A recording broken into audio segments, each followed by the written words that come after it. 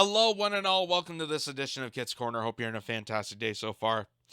So let's bring an update on the East Palestine train derailment that has caused an ecological disaster, and many people in the town, residences there, are suffering with the toxic fumes, chemicals that have infested on water supply, air surrounding the town, and has caused an environmental impact.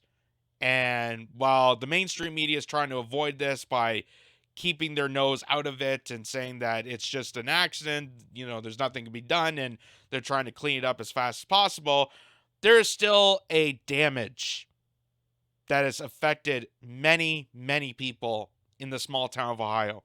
So, take for this instance, for example, this is from ABC News, and they report that at least 15,000 pounds of contaminated soil and 1 million gallons of contaminated water was removed in Ohio after the train derailment that was carrying toxic chemicals.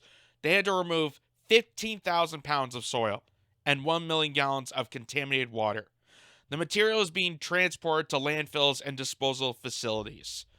So they go on by saying Norfolk Southern Railway, which is the operator of the train that derailed in East Palestine, said in a statement Monday that 15,000 pounds of contaminated soil equal to 7.5 tons and 1.5 million gallons of contaminated water have been excavated. It comes more than 2 weeks after the incident, which raised significant concerns after it was discovered that several cars were carrying dangerous chemicals on board. Some of those materials, including vinyl chloride, ethanol acrylate, and isobutylene, I hope I'm pronouncing that right, are considered to be very toxic, possibly carcinogenic, and could be unsafe for both residences and the environment. But I'm sure they're going to take some of it for baby food, right? Because the FDA's okay with some toxins. The Environmental Protection Agency said Tuesday it depends on compel Norfolk Southern to pay for all cleaning if it fails to complete any actions the agency deems necessary. Norfolk Southern will be also required to continue clean up the contaminated soil and water and transport it safely, reimburse EPA for clean services, and attend public meetings at EPA's request and share information. If Norfolk Southern does not comply, it will be ordered to pay triple the cost. Let me also be clear. Norfolk Southern will pay for cleaning up the mess that they had created and the trauma that they inflicted on this community and impacted Beaver County residences, EPA Administrator Michael Regan said during a press conference Tuesday afternoon. Today, I'm announcing that the EPA is ordering Norfolk Southern to conduct all necessary actions associated with the cleanup from the East Palestine train derailment. He added, "Folks, I know this order cannot undo the nightmare that families in this town have been living with, but it was the beginning to deliver the much-needed justice for the pain that Norfolk Southern has caused." I love how there's conspiring with politicians and these corporations. We know for a while that these politicians have been conspiring with the trail company to undermine safety regulations, to undermine the railway workers, to undermine the people responsible to keep us safe and have the trains transport these hazardous chemicals. They've been undermined by politicians and the corporation alike because they intertwine with one another. That's why we live in such a fascist oligarchy. But now, when push comes to shove, an incident happens, they automatically point the finger at the corporation, and the politicians steer clear and drive off safe. And they try to react to it and be like, "Oh my God, we had no idea this was going to happen. We're just going to try and be the saviors again because, who would have saw this coming?" So here's what World News Tonight from ABC reported on this. And again, keep in mind that these chemicals, because they just started the cleanup, it happened 2 weeks ago, they just started the cleanup recently. These chemicals, these toxins, these carcinogenics have been entered into water supplies, have been infested in the air systems that are around these homes and these families and these people, they're now breathing in those toxins. They're breathing in those chemicals. They're drinking the carcinogenics in their water supply. And they're making it sound like it's going to be a doozy cleanup. It's just going to be, sweep and done. But they're not acknowledging the environmental impact this has. So take a listen to what the ABC News said about this. In Ohio, tonight the EPA now ordering the rail company behind that toxic train derailment to clean up the mess and to pay for it all, or the government will do it and send them the bill. And amid the fear and suspicion in those communities, Ohio's popular Republican governor and the head of the EPA visiting people's homes today, drinking water from the tap. ABC's Mona Kosar-Abdi is there for us. You got your glass. Tonight, state and federal officials working to get their message out, telling people in East Palestine, Ohio, that their water supply is safe.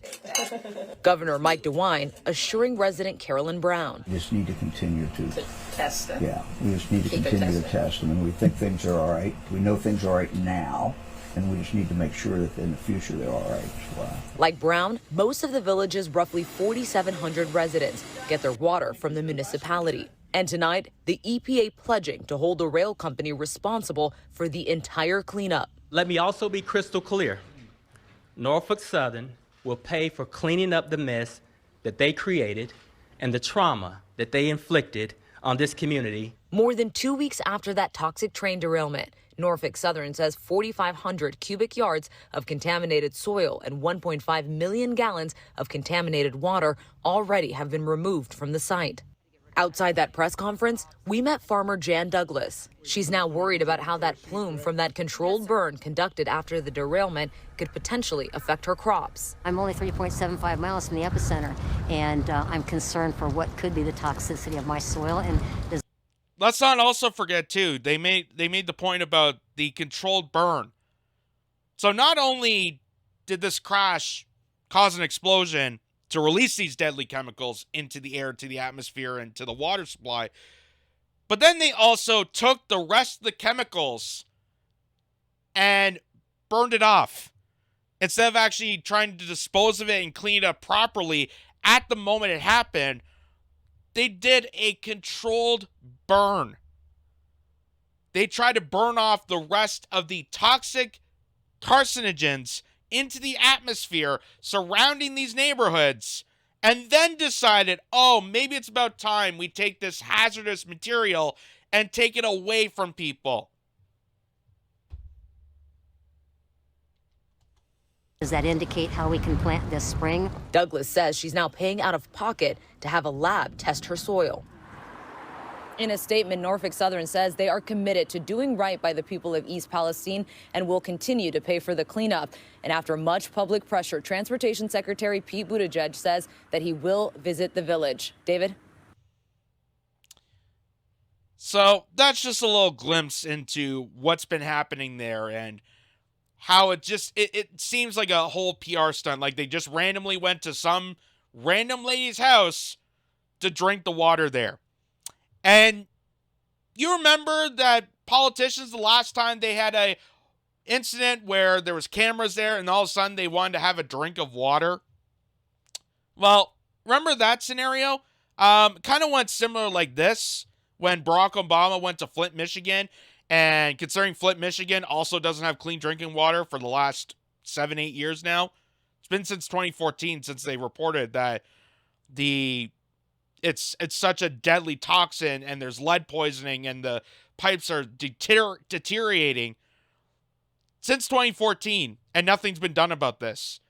And the president of the United States went to Flint, Michigan and pulled this little PR stunt. And it seems like an eerie coincidence that they're doing it again in 2023 with Ohio residents. I see you and I hear you.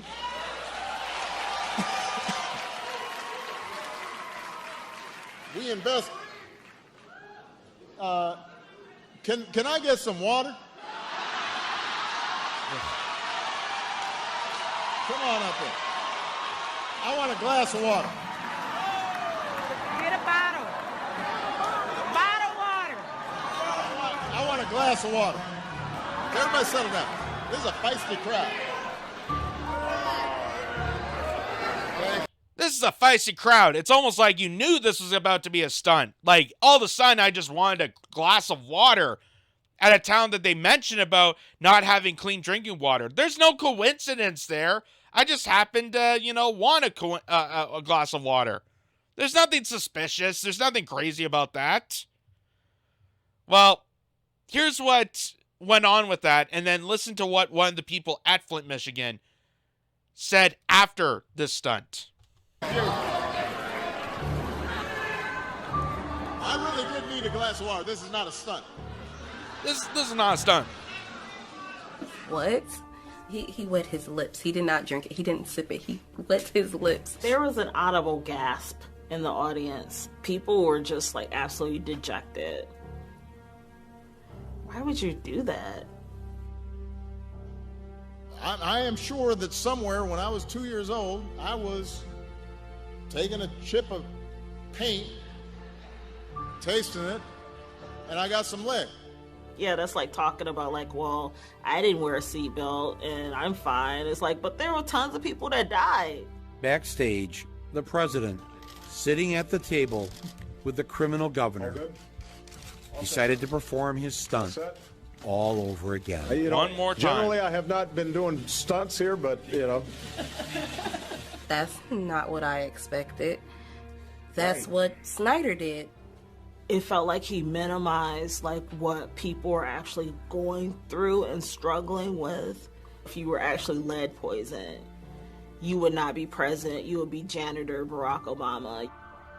We were holding on to hope that he would declare a disaster area. A disaster would give us FEMA, it would give us pipe replacement, get engineers in here. Then we could get Medicare for all the residents of Flint. As soon as he took a drink of the water and said everything's fine, that was that. And look at it, years later, it's still poison. When he came here, it was my president, but when he left, he was not my president. So, just a sheer coincidence that it just almost seems similar to what's happening with East Palestine, Ohio. That a train derailment causing massive amounts of chemicals to enter their water supply, and they just randomly all of a sudden with cameras and a full crew of broadcasters went to this random lady's house and took a sip of water. It was just a sheer coincidence that they took a sip of water and said, oh, it's fine. It's fine. But you actually talk to the people of East Palestine, Ohio, just like that one lady said in the report there, she has to pay her own money, pay from her own pocket to test the soil because she doesn't know her crops are going to grow. Because that is how deadly and how fast these chemicals spread, ladies and gentlemen. And that is the sheer consequence. That is the utter ecological disaster that continues to derail this kind of this community and all around America and all around the world, actually. But in parts of America, like we're supposed to be land of the free, home of the brave, the richest country on the face of the earth. We care so much about the people. The president showed up and a bunch of people randomly showed up. Are they going to get the assistance? Probably not. It's all just a PR stunt. It's all political theater to make them seem like they're victorious. They seem like they care about the people and empathetic about the citizens that have suffered. But really, in the end, when push comes to shove, it's all talk and no action. But I do have to give credit where credit's due because there was a particular face that actually showed up to Ohio.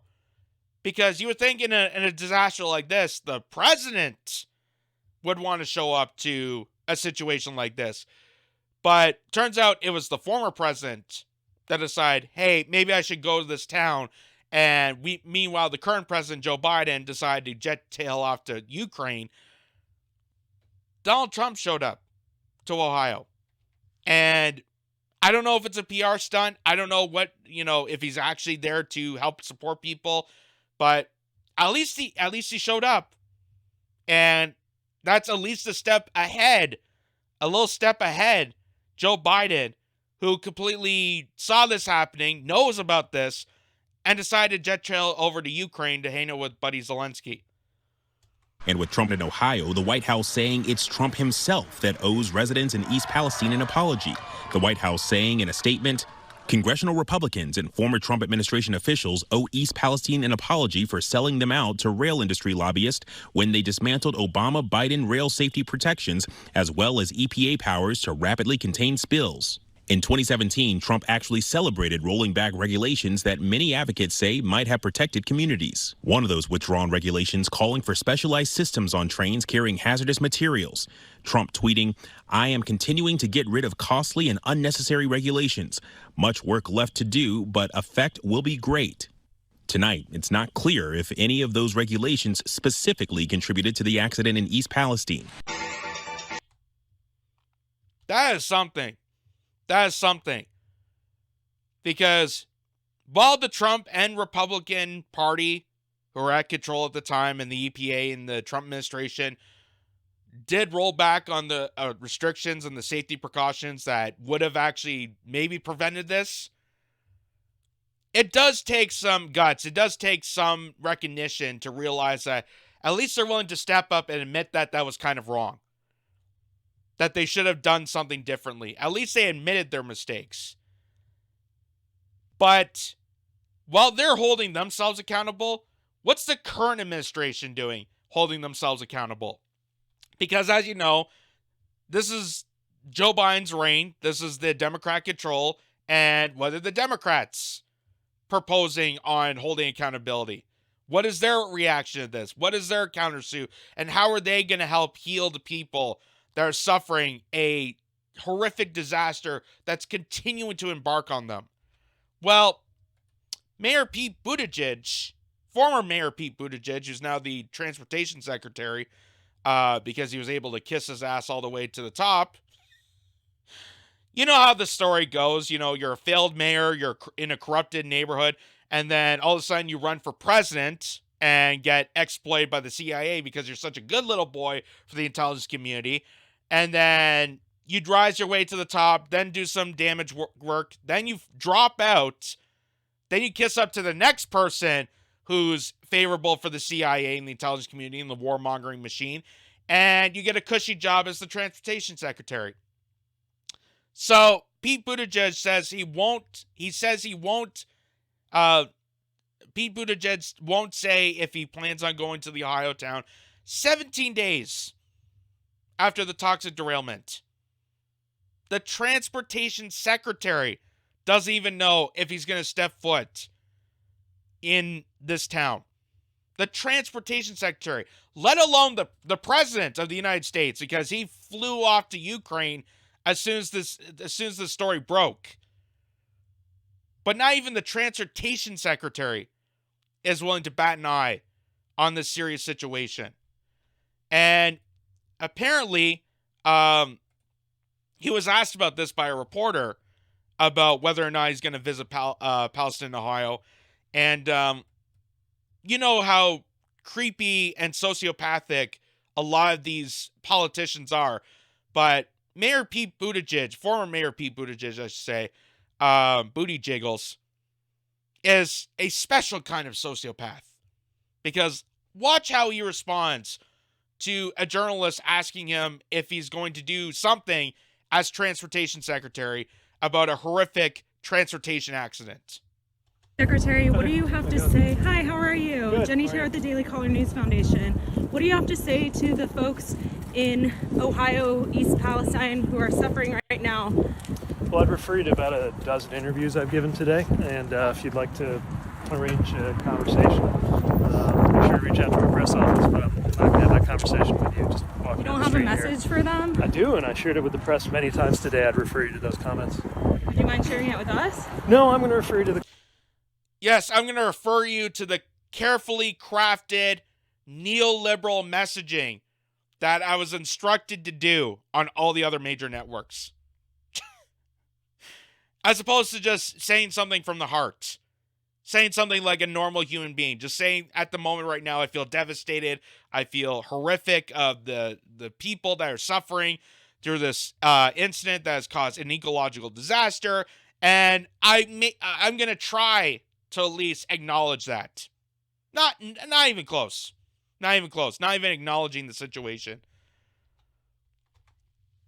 The comments that I made to the press because right now I'm taking some personal time and I'm walking down the street. Are you going down there? What's that? Are you going down there at all? Yeah, I am. When are you going? I'll share that when I'm ready. Okay, thank you. I'll share that when I'm ready. Again, well, I have a chance to craftily put together some mealy-mouthed, empty gesture, neoliberal scumbag material to make me seem like I have empathy and I actually have sympathy for these people. Well, really, I'm just sitting in my cushy job because I'm such a failure as a mayor. Somehow I was able to reach the federal transportation secretary and let this happen on my watch. That is Pete Buttigieg, ladies and gentlemen. That is Pete Buttigieg. And I know some people are going to try to clip this and make it sound like I'm, being homophobic or something because, he's a gay man, so I can't criticize him because he's such a wonderful darling. And he's trying to, say in a nice, polite way that he doesn't want to be bothered. And somehow this ruthless Canadian is mocking him about his job policy and the fact that he's a transportation secretary. Why would you do that? Because I know there's those kind of people. And I've seen their work. I've seen the kind of trolling that they do. And it's utterly hysterical and pathetic at the same time. So that's Mayor Pete's response to this. But he's not too concerned about this because apparently, according to Mayor Pete and his media press tour that he's been having on this, stuff like this happens all the time. It happens all the time in America that we have an ecological disaster and we kill off, have these toxic chemicals leak out into the atmosphere, leak out into the water supply, and screw up the entirety of neighborhoods and cities and communities all across America. At least that's what he's going to say to Yahoo News here. Look, rail safety is something that has evolved a lot over the years, but there's clearly more that needs to be done because while this horrible situation has gotten a particularly high amount of attention, there are roughly 1,000 cases a year of a train derailing. There's over 1,000 cases of train derailments each year. You don't think that is a problem as transportation secretary? You don't think that's a situation you should be investigating and trying to fix? I think if you have 1,000 cases of trains being derailed and causing these accidents under your watch, methinks that is a point where you get fired or you get laid off or someone gives you the boot. At least that'd be in my view. If I was, in charge of the country and I had someone in charge of the secretary and transportation and this happens, I think it's about time you let go. I think it's about time that you get kicked off your position because clearly you're not secretarying anything about transportation. You're not looking into the situation at hand. But it happens all the time. Like he's saying it like just leave it alone. We'll get to it when we get to it. It just happens all the time. Relax. Don't even worry about the water supply. Don't worry about crops. Don't worry about the neighborhoods. Don't worry about all the toxic chemicals that are now entering their bodies and going to make them sicker. It happens all the time. Come on. Just remember all the years that the EPA has already been corrupted. All the years that the rail industry has been corrupted. Remember all the years that Democrats have been corrupted. Remember all the years Republicans have been corrupted. Relax. Stop getting worried about this incident. We'll get there when we get there.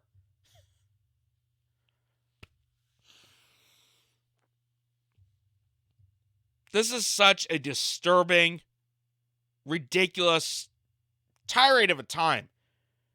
And the fact that this goes on a day-to-day basis and it doesn't piss off people, I don't know. I don't know what else to say.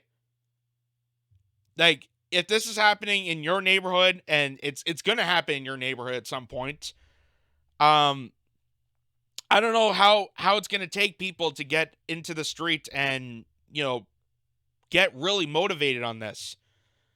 Because while this is happening in your own backyard, all your tax dollars that are going towards, that's supposed to be going towards investments in transportation, making sure there's safe infrastructure, education, healthcare, stuff that actually matters to society, is being hijacked by a bunch of bloodthirsty criminals. We live in a mafia state. We live in an oligarchy that couldn't care less about any of you. So why are we giving people like Pete Buttigieg the benefit of the doubt? Why are people so suddenly sucked up to these politicians and these political parties like it's some sort of like a corporate gang? Like you're in high school and you have to be part of the cliques. Why are we doing this? Why are we doing any of this? Because the political parties have no respect for you, have no respect for any of the neighborhoods and communities and constituencies that they're supposed to be representing. So why are we giving respect to them? Why are we not out in the streets shutting things down and demanding that they represent us? I don't know what's going to take. Because as you see here, more of this is going to happen. Regardless if it's Democrat, Republican, whoever's in office, more of this is going to happen because corruption is king at a bloodthirsty, insane, roundabout, cultish, garbage place like the White House. And this is going to continue on until something is actually going to be a driving force to stop this. And nothing scares the establishment more than people coming together, uniting together to realize this is not acceptable. That having the richest country on the face of the earth not provide safe, clean drinking water for each individual in America and ignoring neighborhoods for the past decade is not acceptable.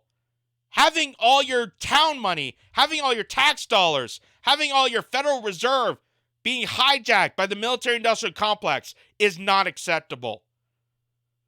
Having people like Pete Buttigieg, who ignored his own people when he was mayor, being kissed up towards the establishment, being a kiss-up towards the intelligence community to get a comfy job as transportation secretary and allow this to happen is not acceptable. Having a demented warmonger like Joe Biden is not acceptable. I don't know what's going to take, but I hope people wake up more to this, and something's got to give. Something's got to give because this is utterly atrocious. And there's more yet to come, and I hope people can put their differences aside, gather together, and really kick some ass because really, we all have a common enemy. That's what the Rage Against the War rally taught me. And that's what more I've realized doing this show. And that's what I hope I get out of this show.